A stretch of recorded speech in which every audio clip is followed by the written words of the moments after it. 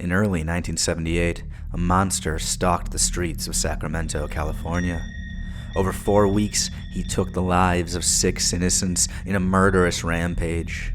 The crimes gradually progressed in violence, starting with drive-by shootings and culminating in acts of cannibalism and mutilation. His name was Richard Chase, a paranoid schizophrenic. He harbored a strange obsession with blood, claiming that his own was turning to powder. He believed that the bones in his skull were gradually changing shape. He accused his own mother of repeatedly attempting to poison him. He once injected rabbit's blood directly into his veins. The case is still regarded as one of the most bizarre and horrifying tales of serial killing in American history. This is the true story of an American monster, Richard Chase, the Vampire of Sacramento.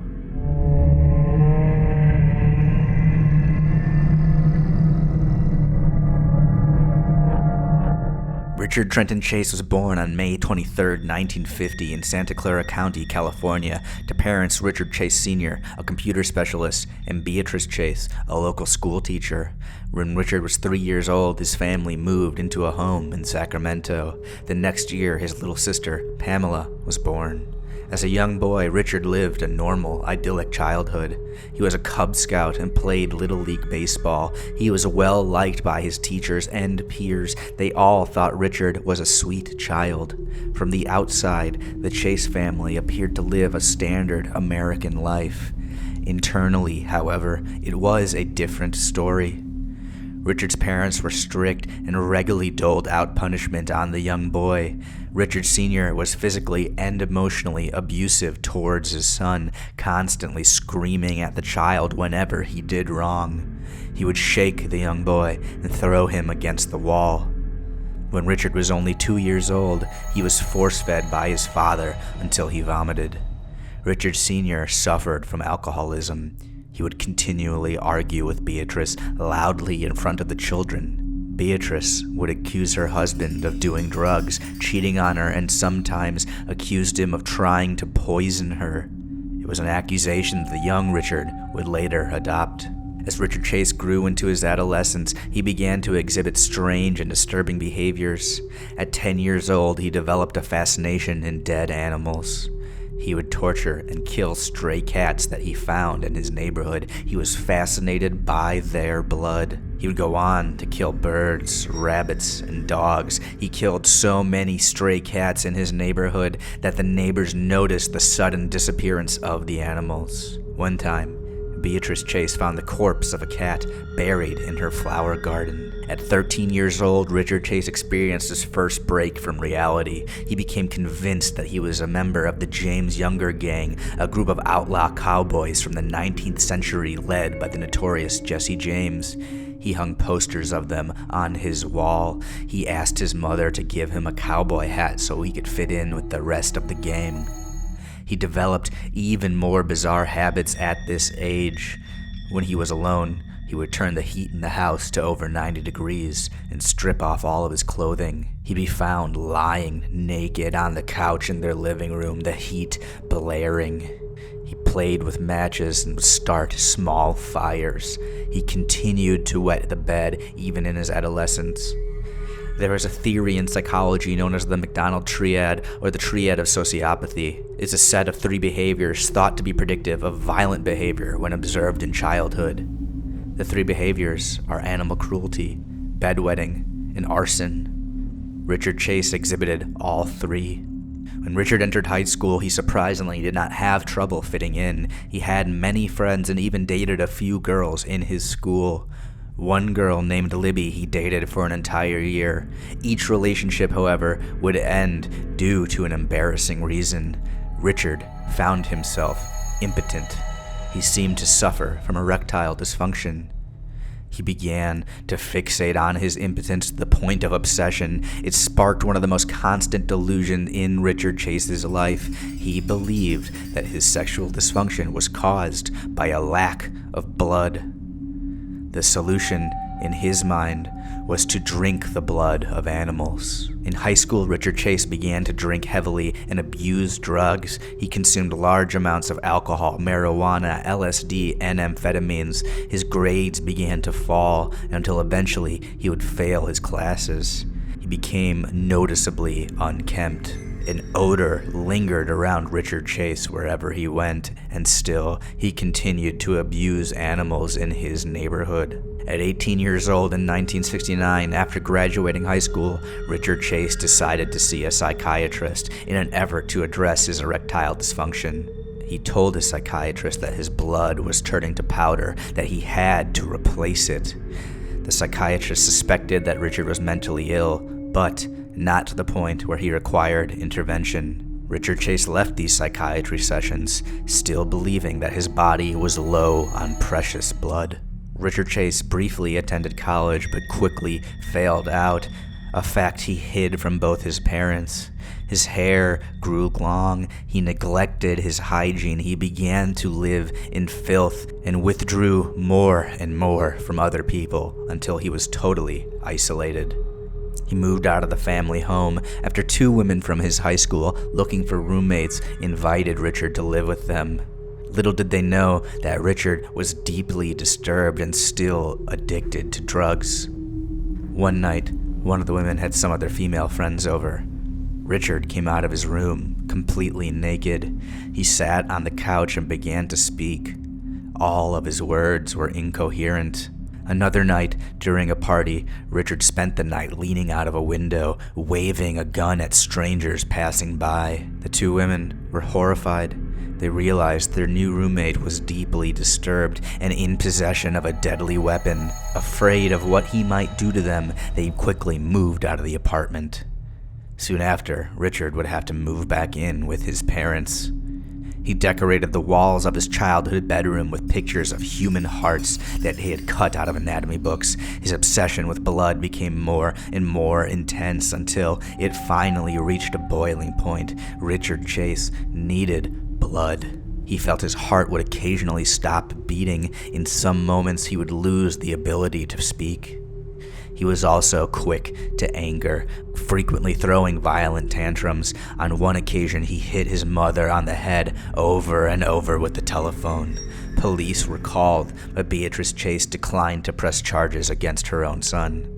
Instead, she sent Richard away to live with his grandmother in Los Angeles. Holly, Richard's grandmother, could not believe that this was her grandson. He told his grandmother that he was sick, plagued by constant headaches and pain. Richard believed that these new symptoms were caused by a vitamin deficiency. His solution was to wrap his head with a towel filled with orange slices. He told his grandmother that the nutrients from the fruit would seep into his brain, healing him. One night, Holly heard Richard talking to himself through the walls of their house. "You're a good boy, aren't you, Richard?" he said to himself, over and over again. Holly was disturbed and sent Richard back to Sacramento. His parents were now divorced, and Richard bounced back and forth between both households, but both parents were at a loss on how to deal with their obviously ill son. On December 1st, 1973, Richard Chase was admitted to American River Hospital. He told the doctors that his heart had stopped beating, his blood had stopped flowing, his kidneys had stopped working, he had a persistent stomach ache, and that someone had stolen his pulmonary artery. Doctors knew there was nothing physically wrong with Chase, but suspected that he was severely mentally ill. They believed he was a paranoid schizophrenic, and so they ordered that Richard Chase be held for at least 72 hours in the hospital's psychiatric ward. Richard Chase, however, would not stay. He escaped from the hospital and refused to return. Over the next few years, Richard's mother Beatrice took him to a number of different doctors, but none were able to help him. He began to abuse drugs once again and became increasingly violent around the house, breaking doors and windows. Once again, he started to abuse animals. He would torture the family dog, cutting its paws. His parents were at a loss of what to do, but did not feel safe with Richard in the house. Their solution was to get him in an apartment so he could live on his own away from the family. he moved into this apartment building in Sacramento, California. There, his actions became more and more bizarre. He would purchase rabbits from a local farm until his apartment was full of animal cages and rabbits. He used them for food, cutting them open and drinking their blood, eating their raw flesh and organs. What was left of the corpse he would put into a blender and drank the thick red sludge. One day, Richard's father stopped by his apartment to visit. Inside, he found an unsettling sight. Richard was in his underwear on the couch, his body covered in blood and vomit. The apartment, too, was covered in blood. Quickly, he was taken to the emergency room. Physicians discovered that Richard Chase was suffering from blood poisoning. He admitted that he was injecting the blood of the rabbits into his own veins. He told the doctors that his own blood supply was low and he was replenishing it with the animal blood. Once again, he was brought to the psychiatric ward of American River Hospital. Staff there quickly realized they were ill-equipped to treat Richard Chase, and so he was transferred to Beverly Manor, a facility specializing in mental health. There, doctors once again diagnosed Richard Chase with paranoid schizophrenia. The treatment at the hospital did not work. In the hospital, Richard continued to kill animals. On multiple occasions, hospital staff found Richard Chase killing birds, smearing their blood across his face. Staff at the hospital became terrified of him. Despite this, in 1976, it was decided that Richard Chase had improved enough to be discharged. The staff were all in shock at this decision. They knew Richard Chase was not only a danger to himself, but others. They tried to stop the release, but were unable to do so. The facility was overcrowded. Richard Chase was set free on September 26, 1976. He moved back to his apartment complex. He began to purchase and steal dogs, which he would butcher in his apartment. He would hang their bodies to drain and then drink their blood. He would eat their flesh and organs. But it did not stop there. He killed his mother's 2 dogs, and then, in front of her, shot a cat in the head and drank its blood. Terrified, Beatrice told her son that he was no longer welcome in the house. Richard Chase would later recall that this event is when he snapped. He purchased a .22 caliber handgun and a box of ammunition. He was ready to graduate from killing animals to killing people. On December 29, 1977, just a few days after Christmas, Richard Chase drove through a suburb in Sacramento's east side. Through his window, he spotted a family returning home from a shopping trip. He watched as a husband and wife unloaded groceries from their car. The wife went inside the house while the husband remained outside, getting the remaining bags from their trunk. It was then that Richard rolled down his window and opened fire. 51-year-old Ambrose Griffin was struck by the .22 caliber bullets. He fell to the ground. He died almost instantly. Richard Chase sped away. Police arrived on scene, and despite questioning family members and neighbors, could not find any leads. Ambrose Griffin, an engineer, lived a quiet and normal life. He had no enemies. Investigators determined that his killing must have been a random act, the most difficult kind of murder to solve. Soon, the investigation stalled. Back at his apartment, Richard Chase reveled in his crime. He purchased copies of newspapers which had articles about the murder of Ambrose Griffin. He circled the articles, keeping them as trophies. He had his first taste of killing a human, and he liked it. Soon, he would commit even more vicious attacks. January 23rd, 1978. It's 10 in the morning when Jean Layton hears a noise in her front yard. She approaches the door to her house and sees Richard Chase on her front patio. She freezes in horror at the sight of this disgusting, disheveled man. She watches as her doorknob turns. Thankfully, the door is locked. The man then tries to open each window of the house from the outside. Thankfully, they are all also locked. He stares at Jean through the window, right into her eyes. He then lights a cigarette, turns around, and walks away. She considers calling the police, but decides against it. It must have just been a misunderstanding. 30 minutes later, Robert Edwards and his wife return to their home from a shopping trip. As they approach the front door, they hear the unmistakable sound of someone walking through their house. The footsteps turn to running. They hear a back window opening and slamming shut. A moment later, Robert spots the intruder, a filthy man running out from behind the house. Richard Chase bolts past them and runs down the block, escaping into a neighborhood. Police are called. Inside the house, they discover that all of the Edwards' belongings had been ransacked. Most disturbingly, when entering their child's bedroom, they found that the intruder had urinated and defecated on the bed. Chase then makes his way to a local grocery store, Pantry Market, in the Town and Country Village shopping center. There, he runs into Nancy Holden, a former classmate of his from high school. He begins to follow her around the store and eventually goes up to speak to her. Nancy is shocked at the sight of her former classmate and becomes uneasy. Anxiety spikes in her. Instinctively, she knows she has to get away from Richard Chase. She goes as fast as she can to her car, but Chase follows her, telling her he needs a ride. Nancy tells him she can't take him anywhere, but Richard's voice becomes more and more intense. "I have to get out of here right away," he tells her. She rushes into her car and locks all of the doors. Chase grabs a hold of the driver's side handle and does not let go until Nancy begins to speed off. Thankfully, she escapes. Richard Chase then walks out of the shopping center parking lot and down the road. Eventually, he comes upon a house at 2360 Tioga Way. Through the window, he sees a young woman alone. He pulls out his .22 caliber handgun. He approaches the front door and turns the doorknob. It's unlocked. He walks inside and comes face to face with 22-year-old Teresa Wallen. He closes the door and aims his gun. Teresa is shocked and raises up her hands. Richard Chase fires twice. Teresa falls to the floor. Richard gets on his hands and his knees and crawls up to Teresa. He shoots her in the head. She dies instantly. Hours later, Teresa's husband, David Wallen, arrives home. The lights are all off. A stereo is blaring. He turns on the light to see garbage covered across the floor, what looks like oil stains spotting and trailing to the back bedroom. He calls out for his wife but receives no answer.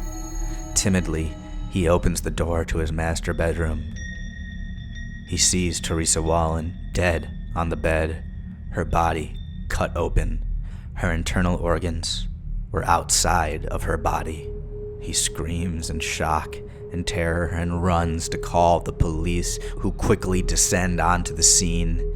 Investigators discover that Teresa had been killed by a gunshot, a .22 caliber bullet. They immediately note that this is the same caliber that had been used to kill Ambrose Griffin days earlier. An autopsy of Teresa's body would reveal disturbing details. The killer had played and mutilated her insides. Most heartbreaking was the discovery that Teresa was 3 months pregnant.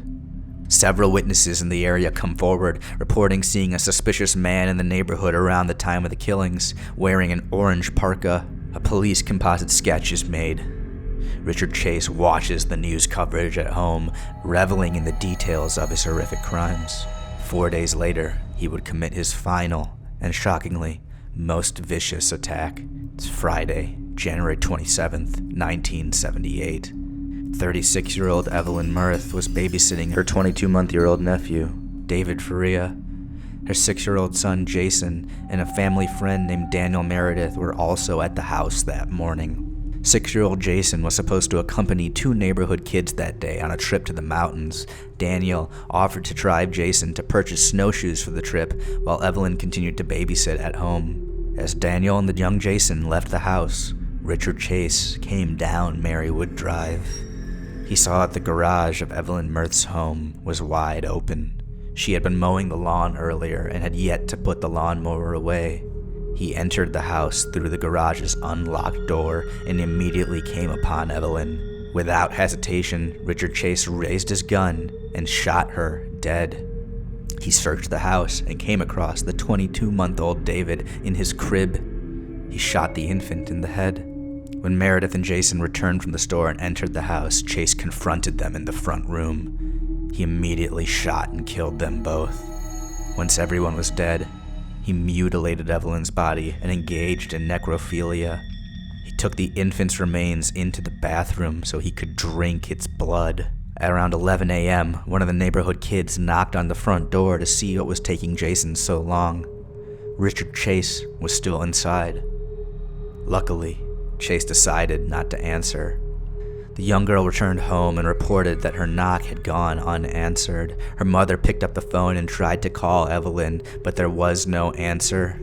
After putting down the phone, the woman looked outside and noticed that Daniel Meredith's red station wagon had suddenly disappeared from the driveway. The knock at the front door had shaken Chase, and so he had taken the infant's remains with him and driven out in Meredith's vehicle. He returned to his apartment just 1 mile away, where he proceeded to mutilate the body even further. When he was finished, he put the child's remains in a cardboard box and traveled to a nearby church. He threw them behind a locked gate. Later that day, another neighbor on Marywood Drive learned about the unexplained pause in activity at Evelyn's home. Thinking it was strange and out of character, they decided to enter the home via the unlocked back door. Once inside, they discovered the bodies. Officers arrived on scene and discovered the gruesome murders. Evelyn, just like Teresa Wallen, had been brutally mutilated. 22-month-old David Faria was missing. A bullet hole was found within his crib. Witnesses reported seeing a disheveled young man wearing an orange parka in the area, the same description that the officer had received days earlier at the Wallen house. They frantically searched throughout the city but found no sign of the missing baby. The next morning, detectives got a call from a retired county marshal. They were told about an incident that involved his daughter-in-law, Nancy Holden, whom Richard Chase had confronted in the grocery store the day of the Wallen attacks. She saw that police sketches of the suspect strongly resembled that of Richard Chase. Detectives searched through the police records and found that Richard Chase had a number of arrests in the late 60s and 70s, most of them for drug possession. They also discovered that he had been held in psychiatric facilities. When looking at photographs of Chase, they saw the uncanny resemblance to their sketches. It seemed to investigators they had found the identity of their murderer. That night, detectives arrive at the apartment of Richard Chase. They call his phone, and Richard answered. Now they knew that their suspect was inside the apartment. They knock on his front door. Richard Chase tried to flee. When grabbed by the officers, he attempted to assault them, but quickly he was subdued. They searched his pockets and retrieved a wallet. Inside was the driver's license of victim Danny Meredith. Also in the wallet were pictures of Evelyn and Jason that he had stolen from their home. They had found their killer. In the back of the patrol car, Richard Chase ignored all of the officers' questions. Instead, he muttered to himself over and over again, saying, "I haven't done anything wrong." At the station, Richard Chase was taken into an interrogation room. He denied any involvement in all of the attacks. At the same time, detectives searched through Richard Chase's apartment. The entire place stank of rot and decay. Blood stained nearly every surface. A blood-stained loaf of French bread sat on the couch. Amongst all of the blood were .22 caliber bullets and bone fragments. Back at the station, Chase continued to denying having killed anyone. In jail, he was examined by 2 psychiatrists. He talked to them about UFOs, that the Italian mob was after him, and that Nazis had poisoned his blood. It would be a month until the body of 22-month-old David Faria was found by a janitor for the Arcade Wesleyan Church. Detectives and the family were heartbroken, but at least they could have some semblance of closure. In 1979, Richard Chase stood trial on 6 counts of murder. The trial lasted 5 months, with defense pleading insanity. The jury did not agree and sided with the prosecution. He was found guilty on all 6 counts and sentenced to death at San Quentin State Penitentiary. He would never make his date with the executioner. His fellow inmates were aware of his crimes and were frightened by him. They often encouraged him to take his own life. On December 26, 1980, Richard Chase was found dead in his jail cell. He had overdosed on prescription anti-anxiety medication that he had been hoarding until he had enough for a fatal overdose. It was the day after Christmas. The horror was over. The Vampire of Sacramento was dead, but the carnage and horror he left behind lives on. Thank you for watching today's video and for riding the crime wave with me. If you have any suggestions for cases I can cover, please leave them in the comments. And until next time, be safe and take care.